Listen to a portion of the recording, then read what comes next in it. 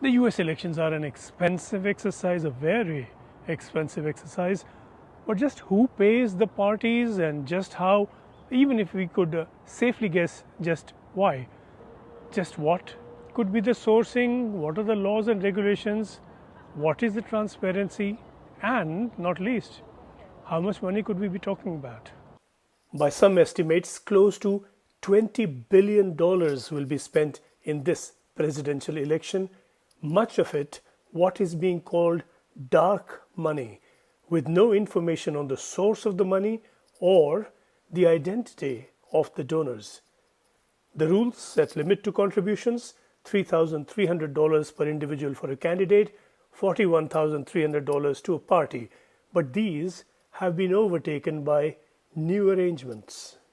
There is a group of organizations that do not have to report their donors because they're considered social welfare or educational associations, nonprofits. They're allowed to have anonymity with their spending as long as they don't spend more than 50% on politics.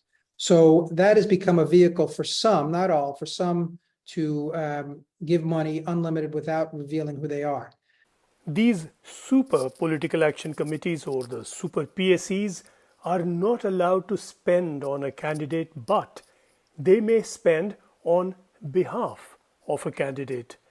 That could be a blurry distinction, as Dr. Leila Raja tells media at the Foreign Press Center in Washington, D.C.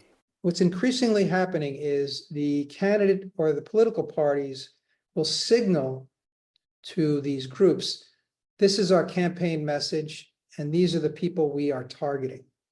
And so they will put up on their website some information that is very helpful to these outside groups. And it's perfectly legal as long as you're making public to everyone.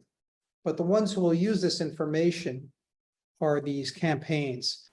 The super PACs are emerging as an ever-widening loophole in US law that sets limits on contributions to campaigns, supposedly to limit corruption, but no limit to spending in an election.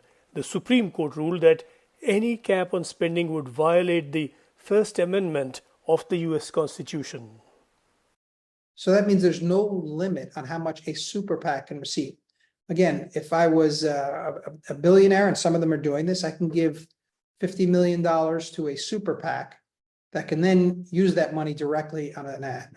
But of course, there are ways to figure out how to place the best ads. So independence is not as independent as the law seems to say it is. It would surprise no one to find a level of tacit understanding, if not outright agreement, between a donor and a candidate who is benefited by the donation. Donors give to politicians who agree with them. So if I don't want guns to be regulated, I get a lot of money from the National Rifle Association. They say, oh, Leila Raja, he's our man because he'll pass legislation to prevent gun regulation. So they give me money, they support me. That's what's going on most of the time. The research tends to show that if I give money, I get an audience with the politicians. Certainly, politicians spend so much time raising money that they tend to meet with donors at events. And what happens is they spend a lot of time with these folks that hear about their problems and their issues. So that is a form of influence that I think is happening in the United States.